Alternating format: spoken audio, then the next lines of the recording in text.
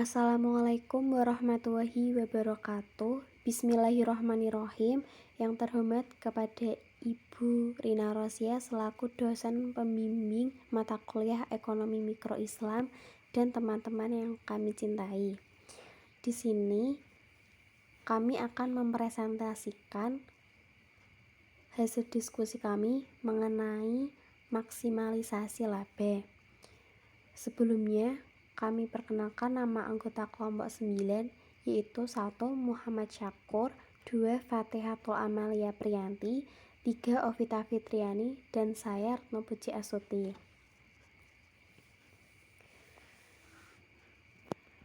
Saya akan menjelaskan tentang maksimalisasi laba dalam pandangan sekuler.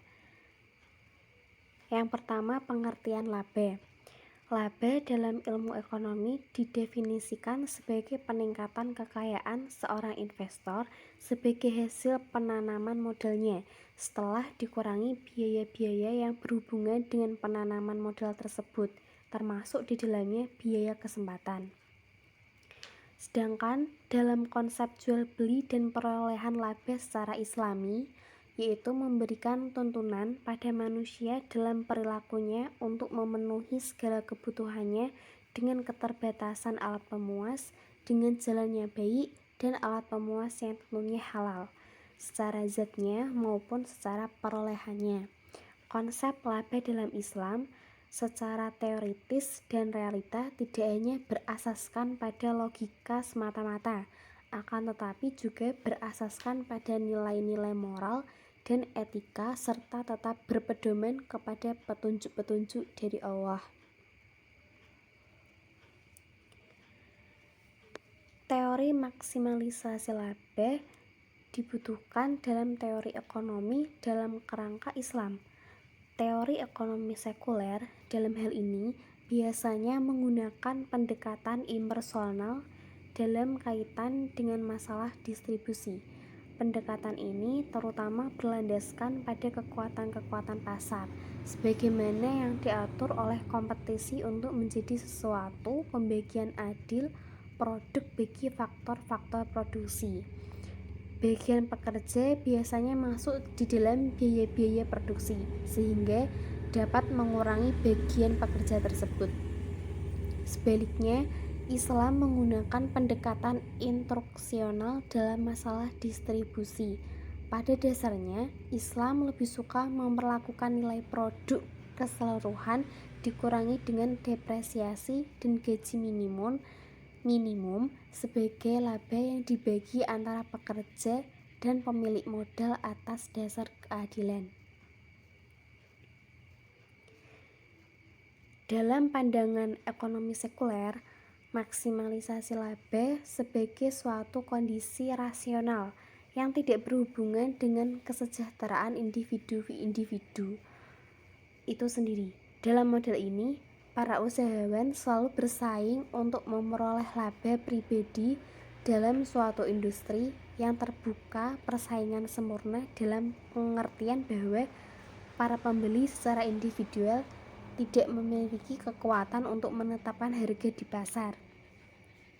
Model ini mengklaim memiliki dua aspek yang berkaitan dengan kesejahteraan sosial, yaitu yang pertama, mengizinkan para usahawan mengambil tingkat laba dari modalnya yang tidak lebih dari cukup kepada mereka suatu pendapatan absolut yang terdiri dari atas 1. Bunga investasi atas sekuritas yang tidak akan merugi. 2. Gaji atau jasa yang telah mereka berikan kepada perusahaan dalam kaitan dengan manajemen yang diatur dengan opportunity cost. Dan yang ketiga, premi untuk pengambilan resiko sebagaimana yang ditetapkan berdasarkan taksiran aktuarinya. Kemudian aspek yang kedua yaitu dorongan untuk penganiayaan diri yang diarahkan oleh persaingan, juga memaksimalkan produk sosial sebagai pemanfaatan perusahaan yang optimal dalam setiap kasus. Kecenderungan untuk bertindak monopolistik tentu saja memainkan peran dalam transformasi besar secara institusional dan teknologi yang telah terjadi dalam ekonomi pasar selama berabad-abad. Dua konsekuensi transformasi tersebut mungkin sudah diketahui, di antaranya adalah: satu, kenaikan terhadap dominasi perusahaan besar yang telah mendisintegrasikan personalitas pengusaha klasik sehingga tidak dikenal lagi melalui pemisahan kepemilikan dalam manajemen dan desentralisasi tindakan pembuatan keputusan sepanjang hierarki dalam perusahaan-perusahaan modern. Dan yang kedua adalah struktur pasar monopolistik yang telah menjadi bagian integral ekonomi pasar bebas. Kemudian terdapat kurva mengenai konsep laba normal yang tidak memiliki kepentingan etik.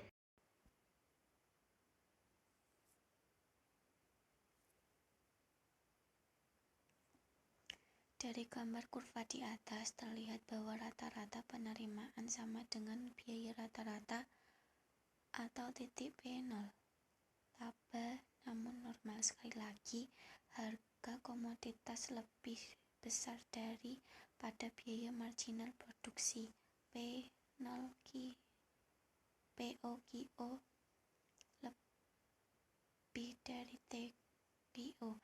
Ini menunjukkan bahwa satu faktor pekerjaan yang dipekerjakan tidak dibayar dengan nilai penuh dari hasil produksi fisik marginal. Jadi mereka dieksploitasi.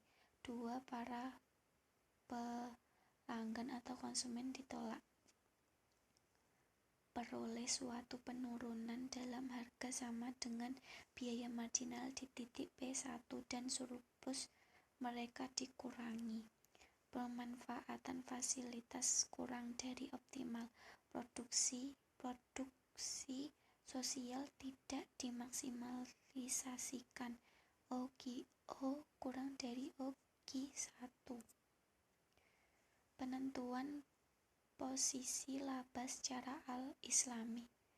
Untuk menemukan kombinasi harga output yang akan menjadikan suatu ruang menjadi lebar melalui kesamaan slope-nya MR sama dengan MC, yang pada ekonomi sekuler nampak berkonsentrasi pada hal-hal yang bersifat teknis. Untuk menyelidiki percabangan maksimalisasi laba, seseorang harus menganalisis faktor-faktor yang menentukan tingkat relatif dari kurva penentuan dan biaya. Di dalam Islam, penentuan posisi laba perilaku rasional dalam memaksimalisasi laba pada dasarnya dikondisikan oleh tiga faktor, yaitu pandangan Islam tentang bisnis, perlindungan kepada konsumen, bagi hasil di antara faktor yang mendukung. Pandangan Islam tentang bisnis. Bisnis adalah suatu fardu kifayah. Islam menempatkan bisnis yang paling mulia, namun di sisi lain bisnis ditempatkan sebagai kewajiban sosial individu. Para ahli hukum Islam mengklarifikasikan bisnis sebagai suatu fardu kifayah.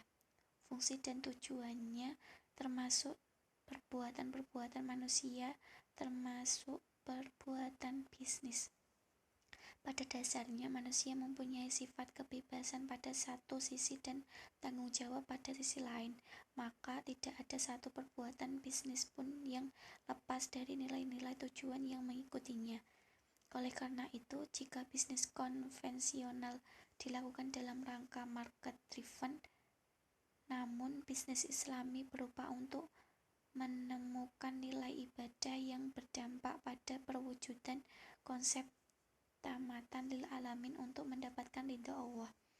Menurut Darumi, konsep ini diformulkan sebagai berikut, di mana G pertumbuhan bisnis, P profit, S satisfaction, R ridho.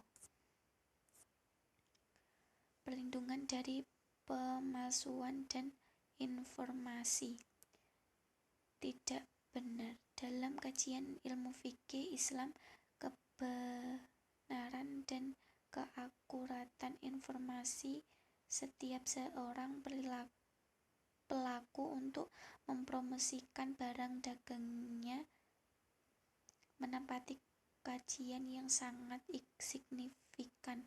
Islam tidak mengenal sebuah istilah kapitalisme klasik yang berbunyi caveat emptor atau let the buyer beware atau pembelian yang harus berhati-hati, tidak pula caveat convitor perilaku usaha yang harus berhati-hati, tetapi Islam berlaku adalah prinsip keseimbangan atau al-ta'adul atau equilibrium, di mana pembeli dan penjual harus berhati-hati, di mana hal itu tercermin dalam teori perjanjian Nazariyat al-Uqud dalam Islam. Sehingga Khalifah Umar bin Khattab berkata, orang yang tidak mengerti hukum pasar tidak dapat ambil bagian dalam aktivitas pasar kami. Riwayat Tirmizi dari Anas bin Malik. Perlindungan terhadap hak pilih dan nilai tukar tidak wajar. Bagi konsumen, hak memilih merupakan hak prerogatif konsumen.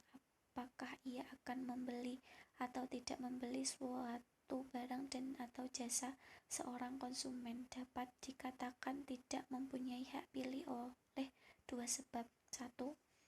Apabila dalam memenuhi kebutuhannya ia terpaksa oleh suatu ancaman tersebut, seperti akan menyakiti secara jasmani, psikologi, atau mengancam untuk tidak memenuhi haknya dalam masalah sosial ekonomi lainnya. 2. Apabila konsumen tidak mempunyai pilihan karena kondisi yang dipaksakan oleh mekanisme pasar yang monopistik dalam memilih suatu barang akibat mekanisme pasar yang monopolistik, Rasulullah SAW dengan tegas telah melarang terjadinya monopoli, sebagaimana ia juga adalah yang penyebab dari tidak seimbangan nilai tukar dalam jual beli. Terdapat banyak faktor yang mempengaruhi terjadinya harga tidak normal di pasar, di antaranya permain harga yang disebabkan oleh praktik monopoli dan persaingan tidak sehat, penyalahgunaan kelemahan yang terdapat pada diri konsumen sebagai keadaan lugu istirsal tidak terpelajar, atau keadaan konsumen yang sedang terdesak untuk memenuhi suatu kebutuhannya,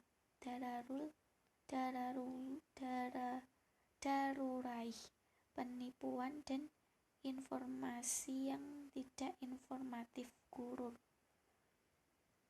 Perlindungan terhadap keamanan produk dan lingkungan sehat. Selanjutnya adalah perlindungan terhadap keamanan produk dan lingkungan sehat. Adanya consumer ignorance mengakibatkan mudahnya terjadi bahaya atau efek samping yang akan menimpa konsumen. Apabila dihubungkan dengan munculnya consumer ignorance, sudah semestinya kita tafsirkan tidak hanya tertuju pada kewajiban pemberitahuan mutu dan cacat barang yang tersembunyi, namun juga wajib adanya pemberitahuan tentang risiko-risiko pemakaian suatu produk. Islam sangat mendambakan dan melindungi lingkungan yang sehat dan aman bagi seseorang. Hal ini dapat dilihat dengan adanya pemberlakuan hukum-hukum yang berkaitan dengan hukum al-irtifaq. Sebagai contoh, dalam hukum lingkungan, hak kepemilikan memberikan otoritas pada seseorang untuk membangun sesuai kehendaknya. Pelanggaran terhadap hak lingkungan semacam ini termasuk dengan perbuatan al-ta'assuf fi istimal al-haq atau semena-mena dalam penggunaan hak. Kemudian perlindungan dari pemakaian alat ukur tidak tepat. Ketetapan alat ukur yang kita maksud secara lebih relevan dengan zaman sekarang adalah Ketetapan antara sifat dan kualitas barang yang diminta dengannya diserahkan dari segala segi, mulai dari ukuran berat, isi, kandungan isi, dan semua yang tertulis pada label atau yang dijanjikan oleh penjual. Betapa banyak barang-barang yang jauh berbeda antara label dengan kandungan isi dan kriteria yang ditemui konsumen karena sulit bagi sembarang orang untuk mengetahui akibat kemajuan teknologi. Perbuatan mengurangi kadar atau komposisi barang berlawanan dengan firman Allah Subhanahu wa taala. Janganlah kamu mengurangi harta yang menjadi hak orang lain. Bahkan Nabi SAW lebih ketat lagi dalam menetapkan ayat ini, agar tidak terjadi penipuan dan penyanyian terhadap harta, di mana beliau bersabda yang artinya, barang siapa yang sudah membeli suatu makanan, hendaklah ia tidak menjual lagi kecuali telah menimbangnya kembali. Kemudian hak mendapat advokasi dan penyelesaian sengketa. Hak untuk mendapatkan perlindungan dan penyelesaian sengketa semestinya harus dilakukan oleh dua faktor kemudahan, yaitu kemudahan proses. Ketika konsumen mengajukan tuntutan dan adanya suatu badan hukum pemerintah yang selalu siap sedia untuk membela konsumen dan berdiri sebagai penuntut umum, sesungguhnya penyelesaian yang paling baik terhadap perlindungan hak konsumen adalah dengan adanya hukum dan badan pengawas pemerintahan yang mampu memonitor segala pelanggaran hak konsumen. Ross Carton dalam bukunya Consumer and the Law berkata, that government control are the best protection for consumer. Dalam hal ini, pemerintah Islam telah membentuk sebuah struktur hukum yang aktif dan efektif untuk membela hak-hak konsumen, yaitu Jabatan Al-Hizbah. Selanjutnya adalah perlindungan dari penyalahgunaan keadaan. Salah satu sebab penyalahgunaan keadaan adalah adanya keunggulan ekonomis atau psikologis pada salah satu pihak. Berbagai faktor penyalahgunaan keadaan yaitu keadaan terjepit, kesulitan keuangan, hubungan antara atasan bawahan, contohnya adalah dokter dengan pasien atau antara majikan dan buruh, dan kerugian sangat besar pada salah satu pihak. Pada hakikatnya penyalahgunaan keadaan mempunyai maksud yang sama dengan eksploitasi status sosial atau keunggulan informasi, keadaan terpelajar, dan ekonomis yang dimiliki oleh salah satu pihak yang berakad. Dalam fikih Islam, masalah penyalahgunaan keadaan juga dimasukkan oleh para ahli fikih keadaan bahasan cacat kehendak. Sangat banyak contoh praktis yang diketegakkan oleh para ulama tentang akad yang mengandung eksploitasi atau penyalahgunaan keadaan, yaitu bai al-mustarsil, bai al-duhroroh, bai al-wahsimal al-khosir, dan bai talaki rukban. Selanjutnya, hak mendapat ganti rugi akibat negatif produk. Adanya kecenderungan pelaku usaha untuk tidak mau tahu atas kerugian yang diderita konsumen, benar-benar mengharapkan sebuah hukum yang dapat memberi perlindungan pada konsumen. Di antara hukum tersebut adalah hukum yang dalam waktu bersamaan pihak pemerintah dan rakyat dapat menjadi pihak penuntut. Dalam hukum Islam, hukum semacam ini disebut dengan hukum hudud Allah dan hak-hak publik atau hukum Allah. Untuk hukum ini berlaku hukum takzir yang kadarnya ditentukan oleh penguasa atau yang berkompeten. Penegakan hukum hudud dan hukum Allah pada zaman sekarang mirip dengan hukum publik atau hukum administrasi negara. Dalam pelaksanaannya hukum publik ini diawasi dan ditegakkan oleh wali hizbah. Kemudian bagi hasil kepada di antara faktor yang mendukung. Bagi hasil antara tenaga kerja dan modal tidak dapat secara keseluruhan menjadi petunjuk yang baik, namun bagi hasil akan menjadi pola yang dominan dari organisasi bisnis pada masa-masa yang mendatang. Sebagai potensi adalah untuk meningkatkan efisiensi, keadilan, stabilitas, dan pertumbuhan. Hal ini memang sangat tergantung pada orang Islam sendiri. Apakah mereka akan menanggapi pesan agama dan memasukkan mekanisme berbagai ke dalam kegiatan bisnis? Jika yang demikian ini dapat dilakukan, maka dapat menjadikan mekanisme maksimalisasi laba dapat berjalan dengan baik. Dalam arti, mekanisme laba dapat bebas dan berlaku eksploitasi mengecewakan, menyusahkan. Oke, saya akan melanjutkan tentang maksimalisasi laba dan efek sosialnya. Maksimasi laba mungkin mengarahkan pada sistem Islami yang bertujuan untuk memberikan harga komoditas paling rendah, volume hasil yang lebih besar, dan keuntungan neto yang lebih besar dibandingkan dengan model perusahaan sekuler. Fungsi total cost Islami dapat ditulis sebagai berikut. TC sama dengan CX pangkat 2 min YX, C lebih dari Y. Selanjutnya, keseimbangan harga dan profit antara perusahaan Islami dan sekuler. Kurvanya sebagai berikut. Penjelasan kurvanya yaitu, dalam sistem Islami, keseimbangan output adalah lebih besar, harga lebih rendah dan profit lebih besar daripada kerangka sekuler. Untuk itu, kita temukan sebagai berikut. Kita tidak perlu tergesa-gesa menyimpulkan bahwa hasil terakhir ini hanyalah akibat pengurangan TC oleh YH dalam sistem Islami. Untuk itu, dapat ditunjukkan bahwa perbedaannya adalah lebih besar daripada pengurangannya. Selanjutnya yaitu hubungan antara resiko dan laba perusahaan. Penjelasan kurvanya yaitu, kurva ini menunjukkan kombinasi optimal resiko dan laba perusahaan yang dapat dipilih sesuai dengan skala preferensinya. Kurva AA merupakan kurva cembung terhadap sumbu laba. Hal ini secara tidak langsung menunjukkan bahwa jika ada penambahan laba perusahaan yang diharapkan, maka risiko akan bertambah setingkat dengan penambahannya. Demikian juga kita dapat menggambarkan peta indifference resiko laba yang terdiri atas kurva. 2. Pada gambar kurva tersebut adalah terbaik bentuknya sebab kita lebih menyukai tingkat resiko yang lebih rendah, yaitu digambarkan pada titik-titik yang lebih rendah dalam gambar tersebut. Slope kurva tersebut adalah positif. Bila resiko bertambah, perusahaan memerlukan tingkat laba yang lebih tinggi untuk tetap berada pada posisi indifference. Cukup itu penjelasannya. Kurang lebihnya saya mohon maaf. Wassalamualaikum warahmatullahi wabarakatuh.